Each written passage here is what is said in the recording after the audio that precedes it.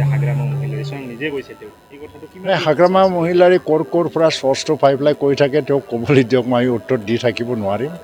UPPL কাৰো বিৰুদ্ধে যুঁজিব যোৱা নাই আমি BPFৰ লগতো যুঁজিব নালাগে আমাৰ কংগ্ৰেছৰ লগতো যুঁজিব লগা একোৱেই নাই আৰু BJPক লৈ মানে আমি শংকিত নহয় মুঠেই শংকিত নহয় UPPL নিজে দমতে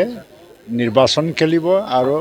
একক সংখ্যা গৰিষ্ঠতা লৈ পেলাই চৰকাৰ গঠন কৰিব গৈ আছে সেইটোৱে সত্য তাৰ বাহিৰে মোৰ ক'ব লগা নাই মানে এটা কথা কৈছে যে ভয় খাইছে আচলতে UPPL ভয় খাইছে যাৰ কাৰণে তেওঁলোকে আমাৰ লগত মিত্ৰতা বিচাৰিছে হাগ্ৰামা মহিলাই সেই কথাটো উল্লেখ কৰিছে আচলতে সংবাদ মিত্ৰতাৰ কথা সদৌ বড়ো ছাত্ৰ সন্থা আৰু জাতীয় সংগঠনবিলাকে আহ্বান দিছে তাৰ কোনো প্ৰক্ৰিয়া বা আলোচনা কোনো আৰম্ভই হোৱা নাই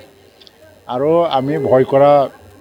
দল নহয় কাৰণ প্ৰায় 2005 চনৰ পৰা ইমানে নিৰ্যাতন অত্যাচাৰ চলোৱা হৈছে আমাৰ ওপৰত আৰু বহুত মানে বিৰোধী ৰাজনীতি কৰাৰ কাৰণে হত্যা পৰ্যন্ত কৰা হ'ল হাগ্ৰামাৰ শাসনকালতে কেইবাশো আমাৰ কৰ্মী মানে মৃত্যুবৰণ কৰিব লগা হ'ল তথাপি আমি ভয় খাই থকা নাই আজি আমি সফলতা পাইছোঁ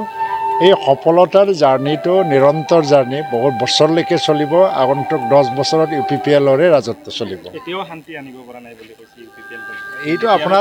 এইটো আপোনালোকে উত্তৰ দিয়ক সাংবাদিকসকলে